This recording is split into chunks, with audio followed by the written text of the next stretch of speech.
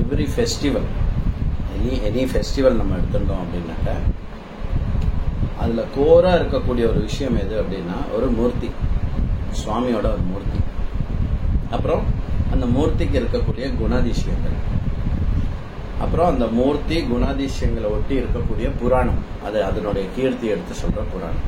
So அந்த புராணத்தினுடைய நிகழ்வை base பண்ணி நாம் கொண்டாடுற இந்த பண்டிகை. ஸோ இப்போ கொழக்கட்டை பண்ணுறோம்னா கொழக்கட்டைக்கு ஒரு கதை இருக்கும், மோதகத்துக்கு ஒரு கதை இருக்கும், இந்த மாதிரி மூஞ்சூர் வைக்கிறோம்னா மூஞ்சூருக்கு ஒரு கதை இருக்கும், இந்த மாதிரி எவ்ரிதிங் எல்லாம்.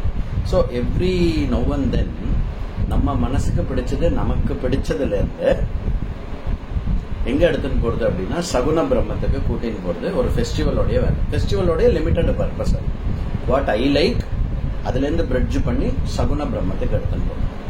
சகுன பிரம்மத்துல இருந்து நிர்குண பிரம்மத்துக்கு கூட்டின்னு போறது வந்து குருவோடைய ரோல்.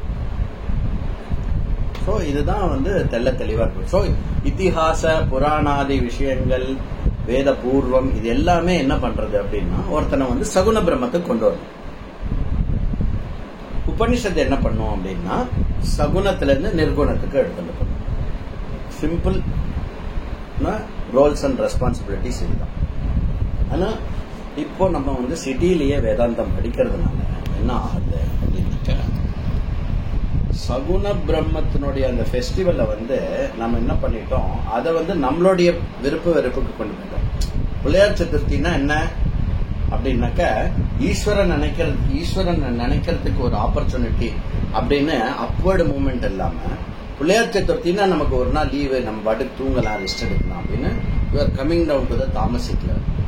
ஸோ எவ்ரி ஃபெஸ்டிவல் நம்ம என்ன பண்ணணும் அப்படின்னாக்க அந்த பர்டிகுலர் ஈஸ்வராவோட கனெக்ட் பண்ணணும்.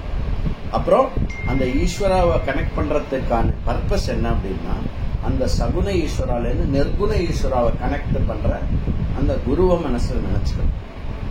எஸ்பெஷலி வேதாந்தம் படிக்கிறவாளுக்கு மட்டும் இந்த அடிஷனல் ஒரு இது இருக்கு, என்னது திங்கிங் இருக்கு, that I have to elevate to the நிர்குண பிரம்ம அண்டர்ஸ்டாண்டிங்.